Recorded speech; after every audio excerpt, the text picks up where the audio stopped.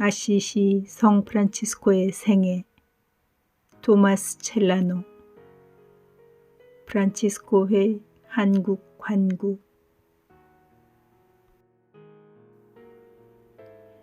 제2생애 제2부 제11장. 수도원에 들어오려고 찾아온 한 젊은 사람이 하느님의 영에 인도되지 않았음을 간파함. 이와 같은 시기에 루카에서 귀족 출신인 한 청년이 수도원에 들어오려고 아시시에 왔다. 그가 성 프란치스코를 보자 무릎을 꿇고 눈물을 흘리면서 받아줄 것을 애원하였다. 그러나 그를 본 순간 하느님의 사람은 즉시 그가 성령의 인도를 받지 않았음을 영으로 간파하였다. 그에게 말하였다. 가련하고 육적인 사람이여, 어찌하여 성령과 나를 속일 생각을 품었소? 당신은 육적으로 울고 있습니다. 당신의 마음에는 하느님이 안 계십니다. 가시오. 당신은 영적인 것에 대한 지향이 없는 사람입니다. 성인이 이 말을 마치자 그 젊은이의 부모가 자기 아들을 데려가려고 문에서 찾고 있다는 전갈이 왔다. 젊은이는 밖으로 부모를 찾아 나와 결국 자의로 돌아갔다. 이리하여 형제들은 자기들의 성인 안에서 하느님을 찬미하며 이 일을 신기롭게 여겼다. 제12장. 프란치스코에게 치유를 받은 어느 성직자, 그리고 반복되는 죄로 인해 그는 더 큰 화를 입으리라고 프란치스코가 예언함. 거룩하신 사부님께서 건강이 안 좋아 리에티의 주교관에 누워있을 때 게데온이라고 하는 교회의 한 성직자 참사원이 육신의 장애가 와 온몸이 쑤시는 고통을 받으며 침대에 누워있었다. 그는 탕화적이고 세속적인 사람이었다.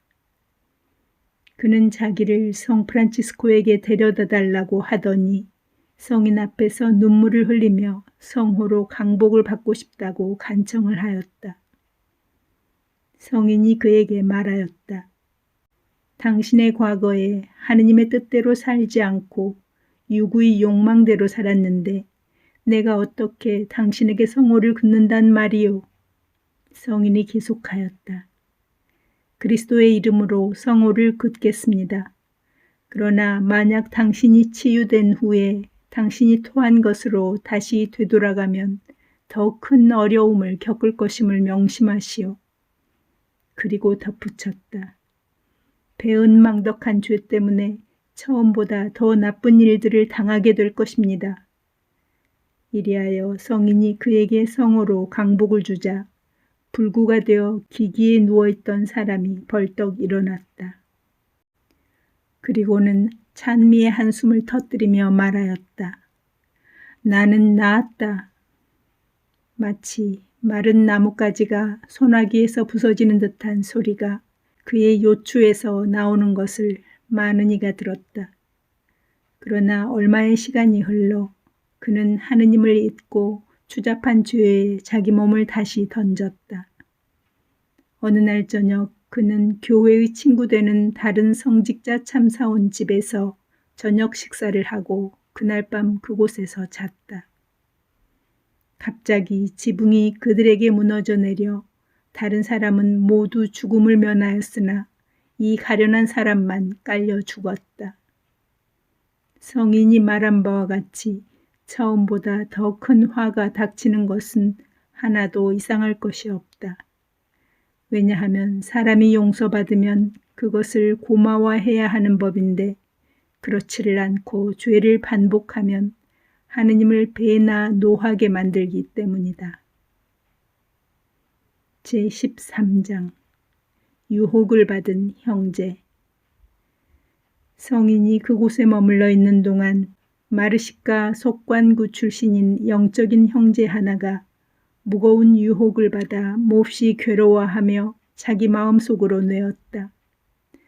아, 성프란치스코의 소유로 되어 있는 물건을 내 몸에 지닌다면, 하다못해 그의 손톱의 일부라도 내가 지닌다면 이 유혹의 폭풍이 모두 사라지고 하느님의 도움으로 평화가 다시 오련만. 이리하여 그는 허락을 받고 그곳으로 가 거룩한 사부님의 동료들 중에 한 형제에게 찾아온 사연을 설명하였다. 그 형제가 그에게 대답하였다. 형제에게 그의 손톱을 줄 수 없을 것 같습니다. 비록 우리가 어떤 때 손톱을 깎아드리고는 있습니다만 그것들을 버리라고 하지 보관하는 것을 금합니다. 이어서 금방 그 형제가 성인의 호출을 받아 불리어 갔다. 프란치스코가 그에게 말하였다. 아들이여, 가위를 찾아서 내 손톱 좀 깎아주시오. 그가 벌써 이 일을 위해서 손에 들고 있던 가위를 대령하여 자란 부분을 깎았다. 그러고는 그것들을 부탁한 형제에게 가지고 나왔다. 그는 그것들을 정성스럽게 받아 더욱 정성스럽게 보관하였다. 그는 즉시 모든 싸움에서 자유로워졌다. 제14장 일전에 성인이 청한 옷을 준 사람. 그곳에 있을 적에 가난한 자의 아버지는 낡은 투니카 한 벌을 입고 있었다. 그는 자기의 수도원장으로 임명한 적이 있는 동료들 중에 하나에게 이야기하였다. 형제여, 할 수만 있다면 나를 위하여 투니카로 입을 옷감을 구해주셨으면 합니다. 그 형제는 이 말을 듣고 저렇게도 필요로 하고 저다지도 겸손하게 청하시는 옷을 어떻게 하면 얻을 수 있을까 하고 궁리를 하였다. 다음 날 아침 일찍 그는 옷감을 구할 참으로 마을로 가려고 문에 나갔다. 그런데 어떤 사람이 문 앞에 앉아 그에게 말을 걸려고 하지를 않는가. 그가 형제에게 말하였다. 투니카 6벌을 만들 수 있는 옷감을 하느님의 사랑으로 받아주십시오. 한 벌은 당신 몫으로 하고 나머지는 내 영혼의 유익을 위하여 당신 뜻대로 처리하시오. 그 형제는 기쁨에 넘쳐 프란치스코 형제에게 돌아와 하늘에서 내려온 선물을 그에게 알렸다. 사부님이 그 형제에게 말하였다. 투니카들을 받도록 하십시오. 그 사람은 내가 필요로 할 때 이렇게 나를 도와주도록 이 일을 위해서 파견된 사람입니다. 성인이 덧붙였다.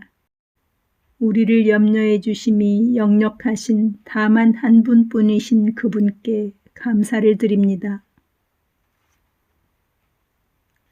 제15장 형제들이 먹을 것도 없는데 프란치스코가 의사를 식사에 초대함.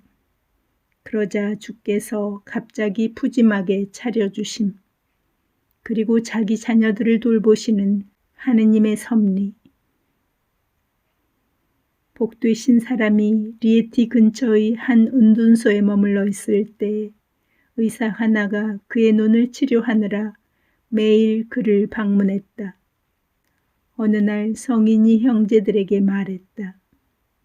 의사를 초대해서 아주 맛있는 것을 좀 주도록 합시다.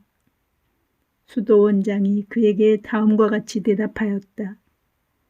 사부님, 나 뜨겁고 부끄러워서 그를 초대하겠다는 말을 할 수가 없습니다. 우리는 지금 가진 것이라고는 아무것도 없습니다. 성인이 답하였다. 다시 말해야 알아듣겠습니까? 옆에 서 있던 의사가 말했다. 친애하는 형제들이여, 저는 여러분의 궁핍을 진미로 여깁니다. 형제들이 급히 움직여 창고에 있는 것을 모두 식탁 위에 내놓았다. 그들은 약간의 빵과 미량의 포도주를 내왔고 부엌에서는 특식인 야채를 내왔다. 그러는 동안 주님의 식탁이 종들의 식탁에 동정심을 품었다. 문을 두드리는 소리가 났다. 급히 대답하였다. 보라, 어느 부인이 바구니에 좋은 빵과 생선, 왕새우 튀김, 꿀, 그리고 포도를 듬뿍 담아 온 것이 아닌가. 식탁의 가난한 형제들이 이것을 보자 환호하였다. 값싼 음식들은 다음날 먹기 위해서 남겨두고 그날은 값진 음식들을 먹었다. 그 의사가 한숨 지으며 말하였다. 여러 형제들이나 세속 사람인 저나 이분의 거룩함에 대하여 우리가 알아야 할 만큼 알지 못하고 있습니다. 기적이 아니었더라면 음식들을 많이 먹었겠지만 음식보다 기적으로 배를 채웠으므로 그들은 포식하지 않았다. 부성적인 그분의 눈은 절대로 자기 자녀들을 외면하지 않으신다. 아니, 오히려 가난하면 가난할수록 하느님은 더욱 풍성하게 그들의 필요를 헤아리신다. 하느님은 베푸시는 데에 있어서 사람보다 더 후하심으로 권력가보다 가난한 사람에게 더욱 풍성한 식탁을 마련해 주신다. 릭체리오 형제를 유혹에서 구해줌. 품행으로 보나 혈통으로 보나 명문 집안인 릭체리오라는 이름의 한 형제가 복되신 프란치스코의 공로를 너무 생각한 나머지 누가 만일 성인의 총애를 받으면 하느님의 은총을 받을 수 있고 그렇지 못하면 하느님의 진노를 얻어 마땅하다고 믿고 있었다. 그래서 그는 성인의 호감을 사려고 무척이나 애를 태웠다. 그리고 혹시 성인의 사랑을 받지 못하게 하는 티끌만한 잘못이라도 성인이 자기 안에서 발견하시지나 않을까 하여 안절부절 못하였다. 이러한 불안이 날로 그를 무겁게 눌렀지만 그는 자기 생각을 아무에게도 드러내지 못하고 있다가 어느 날 평소와 같이 불안한 모습으로 복되신 프란치스코가 기도하고 계신 방으로 찾아갔다. 하느님의 사람은 그의 내방과 그의 심려를 알고 자애롭게 그를 가까이 불러 다음과 같이 이야기하였다. 앞으로는 여하한 불안도 당신을 혼란스럽게 못할 것이며 어떤 유혹도 당신을 넘어뜨리지 못할 것입니다. 아들이여, 당신은 나와 매우 가까운 사이이기 때문입니다.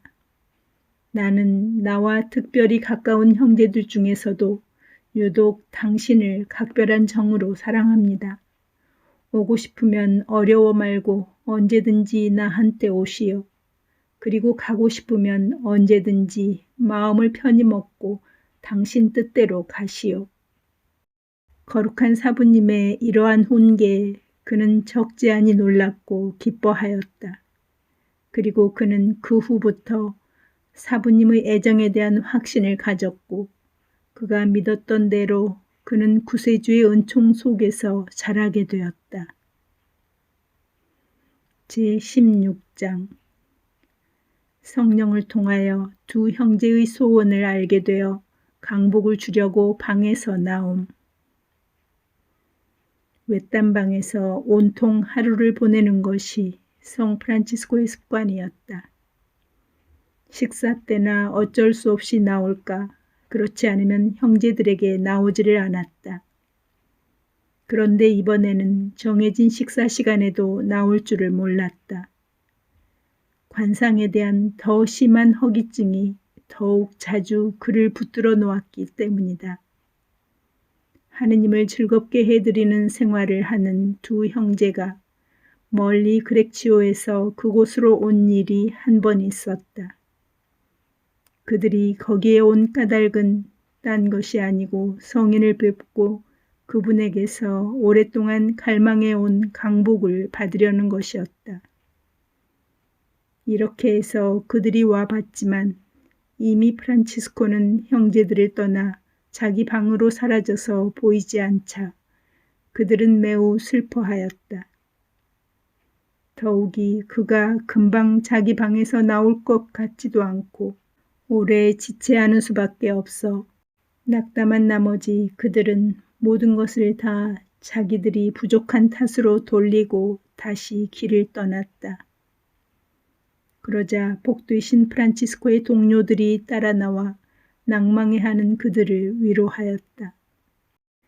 돌을 던지면 닿을 만한 거리에 그들이 이르렀을 때 성인이 갑자기 그들 뒤에서 소리쳐 불렀다. 그러고는 동료 가운데 하나에게 말하였다. 여기에 왔던 나의 형제들에게 나를 돌아보라고 하시오. 이 말을 전해 들은 그 형제들이 그들의 얼굴을 돌리자 그는 그들에게 성호를 그어 크나큰 애정으로 강복을 내렸다. 그들은 소원하던 바를 이루었고 더욱 유익한 기적을 얻었음을 깨닫게 되어 더욱 큰 즐거움을 갖게 되었으므로 주님을 찬미 찬양하며 돌아갔다. 제17장 기도로 바위에서 물이 솟게 함, 그리고 그 물을 목말라 하는 농부에게 줌. 한 번은 복되신 프란치스코가 관상에 좀 더 자유롭게 몰두하려고 어떤 운둔소에 가기를 원했다. 그는 퍽이나 허약한 소치로 어떤 가난한 사람에게서 당나귀 한 마리를 빌어 탔다. 하느님의 사람을 산에까지 따라온 그 농부는 때도 여름이었고 길도 안 좋아 먼 여행길에 기진하였다. 그들이 운둔소에 도착하기 전에 그는 목이 타는 갈증에 맥없이 주저앉았다. 그는 성인을 애타게 불러 자기를 불쌍히 여겨주십사고 애원했다. 그는 무엇을 좀 마셔서 기운을 차리지 않으면 죽을 것 같다고 말했다. 고통 중에 있는 사람들을 언제나 불쌍히 여겨온 하느님의 거룩한 사람이 다급하게 당나귀에서 내려 땅에 무릎을 꿇고 두 손을 하늘로 쳐들었다. 그의 기도가 간합되었다고 느껴질 때까지 기도를 멈추지 않았다. 그가 농부에게 말하였다. 서둘러 가보시오. 저 건너편에 물이 솟는 곳을 찾게 될 것이오. 그 물은 그리스도께서 당신이 마시도록 지금 막 바위에서 솟게 하신 것입니다. 당신의 종에게 그리도 쉽사리 마음을 기울이시는 하느님의 놀라운 자비여, 프란치스코의 기도 덕분으로 바위에서 솟아나오는 물을 농부가 마셨다. 그는 딱딱한 바위에서 갈증을 완전히 풀었다. 전에는 결코 그곳에 물이 흐른 적이 없었다. 그리고 그 후에 아무리 샅샅이 찾아보아도 물줄기는 보이지 않았다. 성령으로 충만한 사람이 모든 의인들이 행한 기적들을 다시 재현하는 것이 무엇이 이상하랴. 특별한 은총의 선물로 그리스도와 하나가 된 사람으로서는 그가 다른 성인들과 비슷한 기적을 한다고 해도 그것이 그렇게 엄청난 일은 아니다. 제18장 프란치스코가 기른 새, 그리고 그중 한 마리가 탐욕을 부리다가 죽음. 어느 날 복되신 프란치스코가 형제들과 같이 식탁에 앉아 있었다. 세력간 작은 새끼들을 기르기에 여념이 없는 암수 한 쌍의 작은 새들이 성인에게 나타나 전과 같이 저희들 마음대로 매일 식탁에서 빵 부스러기를 물어갔다. 거룩한 사람은 늘 그러했듯이 날짐승들을 보고 기뻐하였고 어루만지며 모이를 부지런히 주었다. 어느 날 어미새들은 형제들이 보살펴 준 것에 대한 사례로 제 새끼들을 형제들에게 맡겼다. 형제들에게 새끼들을 아주 맡겨버리고는 그 새들은 더 이상 그곳에 나타나지 않았다. 어린 새들이 형제들 사이에서 길이 들어 형제들의 손에 앉곤 하였다. 새들은 낯선 손님이 아니라 그 집안 식구였다. 새들은 세속 사람들의 눈을 피함으로써 오직 형제들만의 제자들임을 표시하였다. 성인이 이 새들을 관찰하며 감탄하였다. 그러고는 형제들을 기쁨으로 초대하였다. 붉은 가슴을 한 우리 형제들이 하는 짓을 보시오. 흡사 이성이 있는 듯 하지요. 그 전에 어미새들이 떠나면서 이렇게 제잘된 듯하다. 형제들이여 보십시오. 우리는 여러분들이 빵 부스러기로 키워준 우리의 작은 새끼들을 여러분에게 맡깁니다. 새끼들은 여러분이 원하시는 대로 하십시오. 우리는 다른 곳으로 떠나겠습니다. 이제 새들은 완전히 형제들 사이에 길이 들어 식사도 함께 하였다. 그러다가 탐욕이 일치를 깨뜨렸으니 큰 새의 탐욕이 작은 새들을 괴롭혔다. 큰 놈이 욕심껏 배불리 먹고는 다른 새들은 모이에 얼씬도 못하게 하였다. 사부님이 말하였다. 이 탐욕스런 놈이 하고 있는 꼴을 보시오. 저는 실컷 먹고도 배고파하는 자기의 형제들을 시기합니다. 이 새는 곧 불행한 죽음을 맞이할 것입니다. 성인의 말에 이어서 징벌이 급히 뒤따라왔다. 자기 형제들을 괴롭힌 새가 물그릇에 물을 마시러 갔다가 곧바로 물에 빠져 질식하여 익사하였다. 이 새는 성인에게서 저주를 받았기 때문에 고양이도 얼씬하지 않았고 다른 짐승도 가까이 하려 들지 않았다. 인간의 탐욕도 새에게 내려졌던 식으로 처벌을 받게 된다면 틀림없이 가공할 악이 될 것이다. 그렇게 쉽사리 징벌을 내릴 수 있으니 우리는 성인의 말씀 또한 두려움으로 대해야 할 것이다. 제19장 베르나르도 형제에 관한 프란치스코의 예언이 모두 이루어짐. 언젠가 프란치스코가 형제회에서 두 번째 형제였던 베르나르도 형제에 관해서 다음과 같이 예언하였다. 내가 여러분에게 말합니다. 흉악한 악령 중에서도 가장 흉물스러운 악령이 베르나르도 형제를 시험하기 위하여 배치되었습니다.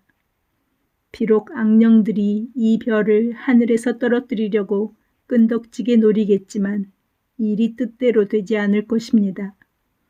그는 사실 고통도 받고 괴롭힘도 당하고 시달리기도 하겠지만 최후에는 이 모든 일에서 승리를 거둘 것입니다. 그리고 덧붙였다. 그에게 죽음이 임박했을 때에는 모든 장애물들이 거두어지겠고 모든 유혹이 극복될 것이며 그는 감탄할 고요와 평화를 누릴 것입니다. 그는 달릴 길을 다 달리고 행복하게 그리스도에게 갈 것입니다. 사실로 일이 이렇게 되었다. 그의 죽음은 기적들로 빛이 났으며 하느님의 사람이 예언한 것이 글자 그대로 이루어졌다. 이러한 이유로 형제들은 그의 죽음에 대하여 이야기했다. 정작 이 형제가 살아있을 동안에는 우리가 그를 알아보지 못했다. 베르나르도에 대한 찬사는 다른 이가 하도록 남겨두겠다. 제20장 유혹 중에 있던 형제가 성인의 친필을 간직하고 싶어 함. 성인이 알베르나 산 위에서 방 안에 은닉해 있는 동안 그의 동료 중에 하나가 성 프란치스코의 손으로 주님의 말씀을 간략하게 적어놓은 쪽지라도 있으면 그것으로 새로운 힘을 얻으려고 그것을 간직하기를 무척 갈구하였다. 육신의 유혹이 아닌 정신의 유혹이 그를 괴롭혔다. 그는 어렵고 무거운 그 유혹을 성인의 쪽지로 쫓아버릴 수 있으리라고 믿었던 것이다. 그는 그토록 갖고 싶어 번민하면서도 이 일이 지극히 거룩하신 사부님께 드러날까 봐 두려워하였다. 아무도 프란치스코에게 이 일을 말하지 않았지만 성령이 그에게 계시하였다. 어느 날 복되신 프란치스코가 그 형제를 불러 말하였다. 종이와 잉크를 가져오시오. 주님의 말씀과 내가 마음속 깊이 묵상한 주님에 대한 찬미를 적을까 합니다. 이 말이 떨어지기가 무섭게 종이와 잉크가 그에게 주어졌다. 그는 자필로 하느님을 찬미하는 노래와 말씀들을 써내려갔다. 그러고는 맨 끝에 그 형제에게 주는 강복을 쓰고 나서 말하였다. 이 쪽지를 받으시오. 그리고 형제가 죽는 날까지 잘 보관하도록 하십시오. 즉시 그에게서 모든 유혹이 사라졌다. 그 필적은 보관되었고 그 후에도 그것은 놀라운 일을 하였다. 제21장 자기의 투니카를 갖고 싶어하는 형제에게 줌. 바로 그 형제를 위해서 거룩하신 사부님은 또 하나의 놀라운 일을 하였다. 당시에 프란치스코는 몸이 쇠약하여 아시시의 관저에 누워 있었는데 앞서 말한 그 형제가 혼자만의 생각으로 중얼거렸다. 자, 사부님이 죽음에 다가서고 계시다. 돌아가신 다음에 사부님의 투니카를 내가 가질 수만 있다면 이 영혼이 이루 말할 수 없는 위안을 받겠는데. 짐짓 마음의 소원을 입으로 청하기나 한 듯이 잠시 후 복되신 프란치스코가 그를 불러 말하였다. 형제에게 이 투니카를 주겠소. 받도록 하시오. 앞으로는 당신 것으로 하시오. 내가 살아있는 동안만은 내가 입겠지만 죽은 다음에는 형제의 것입니다. 그 형제는 사부님의 이 같은 놀라운 투시력에 아연하였지만 마침내 그 투니카를 받고 위안이 되었다. 그리고 그것은 거룩한 공경을 받으며 후에 불란서로 옮겨졌다. 제22장 프란치스코의 명을 받아 잡초에 묻힌 미나리가 야밤에도 발견됨. 마지막 병을 앓고 있던 어느 날 밤 프란치스코가 미나리를 먹고 싶다며 겸손하게 청하였다. 주방 형제를 불러 가져오라고 하였으나 그는 그 시간에는 미나리를 모을 수가 없다면서 다음과 같이 말하였다. 저는 매일 미나리를 따서 거두어 드렸습니다. 지금까지 너무 많이 잘라 먹어 아마 대낮이라고 해도 그것들을 거의 찾기가 힘들 것입니다. 이 야밤에 어떻게 그것들을 다른 풀들과 구분한다는 말입니까? 성인이 그에게 말하였다. 형제여, 이 일은 형제에게 힘들지 않습니다. 가서 형제의 손에 닿는 첫 번째 풀들을 따가지고 오시오. 그 형제가 밭으로 나갔다. 보이지가 않아서 첫 번에 걸린 잡초들을 뜯어가지고 집으로 들고 들어왔다. 형제들이 잡초들을 보고 유심히 살폈다. 그들은 거기에서 잎이 무성하고 부드러운 얼마만큼의 미나리를 발견하였다. 성인이 그 중에 약간을 들고 많은 힘을 얻었다. 사부님이 당신의 형제들에게 말하였다. 지극히 사랑하는 형제들이여, 첫마디 말에 바로 실행하시오. 한 말을 되하게 기다리지 마시오. 할 수 없다고 말하지 마시오. 내가 여러분들의 힘에 겨운 명령을 한다 해도 순명은 힘이 부족하지 않기 때문입니다. 이만큼 예언의 성령이 그에게 예언의 특혜를 부여하였다. 제23장 자기가 죽은 다음에 기근이 내릴 것을 예언함. 거룩한 사람들은 가끔 성령의 충동으로 자기들에 대한 놀라운 일들을 이야기하지 않을 수 없는 때가 있다. 예를 들면 하느님께서 당신이 결정하신 것을 드러내기를 원하실 때라든지 아니면 사랑의 법이 이웃을 교화하기를 원할 때가 바로 그렇다. 어느 날 복도의 신사부님이 전능하신 하느님과의 친교 중에 알게 된 일을 끌어내어 무척 사랑했던 어느 형제에게 알려주었다. 그가 말하였다. 지금 하느님의 종이 이 땅 위에 있으므로 그 사람 때문에 그가 살아있는 동안에는 주께서 노여움의 기근을 인간들 사이에 내리지 않을 것입니다. 이 말에 허세는 없다. 이 말은 사리사욕을 품지 않는 거룩한 사랑이 우리의 교화를 위하여 거룩하고 겸손한 말로써 하신 말씀이다. 또한 자기 종에 대한 그리스도의 놀라운 사랑의 특별한 은혜는 틀림없는 침묵으로 알려지지 않도록 묻어둘 일이 아니다. 이분을 지켜본 우리 모두는 그리스도의 종이 살아있는 동안은 고요하고 평화로운 세월이 흘렀다는 사실을 알고 있으며 그 세월은 갖가지 좋은 일들로 얼마나 풍성하게 채워져 있었는지도 알고 있다. 그때에는 설교자들의 말이 힘으로 차 있었고 청중들의 마음이 하느님의 마음에 들었으며 하느님 말씀에 대한 굶주림이 없었다. 수도 생활에서 거룩함의 표양들이 빛났다. 회칠한 무덤 속에 있는 위선자가 거룩한 많은 분들을 아직은 오염시키지 못했고 자기를 위장하는 그들의 학식도 호기심을 크게 불러일으키지를 못했다.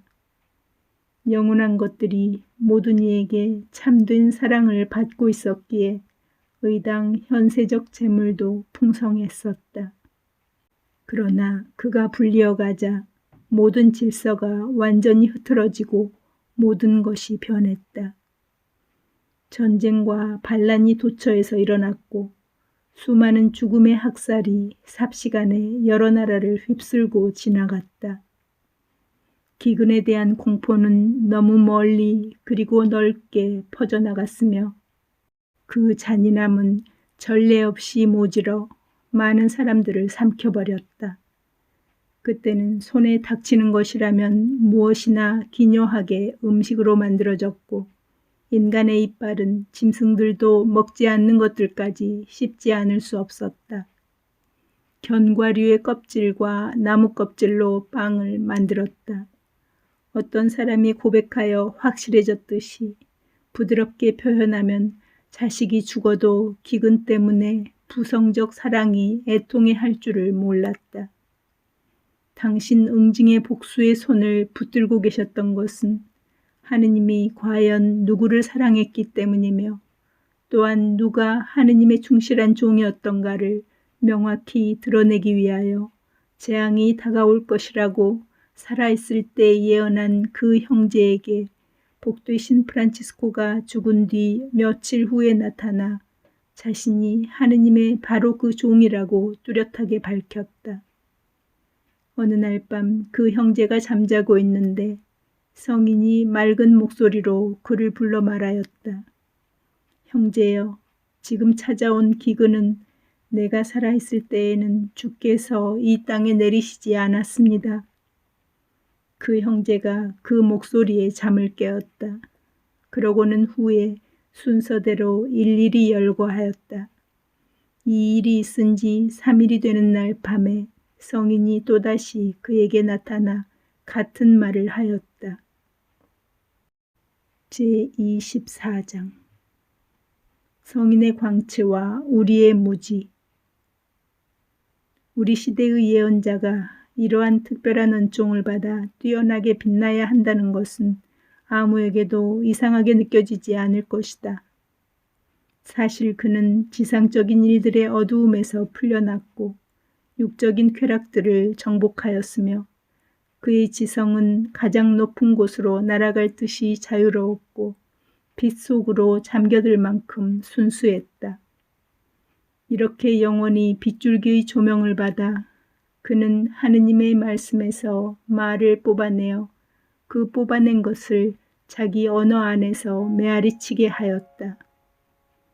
그런데 오늘날 우리는 얼마나 다른가. 우리는 어두움 속으로 몸을 칭칭 동여매어 반드시 알아야 할 일들도 모르고 있지 않은가? 이것들을 모르는 것은 우리가 육신을 버타여 세상의 먼지에 빠져 있기 때문이 아니면 어디에 그 원인이 있겠는가? 우리가 하늘을 향해 손을 들고 마음을 바치면, 그리고 영혼 안에 머물기를 택한다면 우리가 모르는 것들을 아마도 알게 될 것이다. 곧 하느님과 우리 자신을 알게 될 것이다. 시궁창에 빠져 있으면 시궁창 밖에 보이는 것이 없다. 우리의 눈을 하늘에 고정시키면 천상 일을 모를 수가 없다.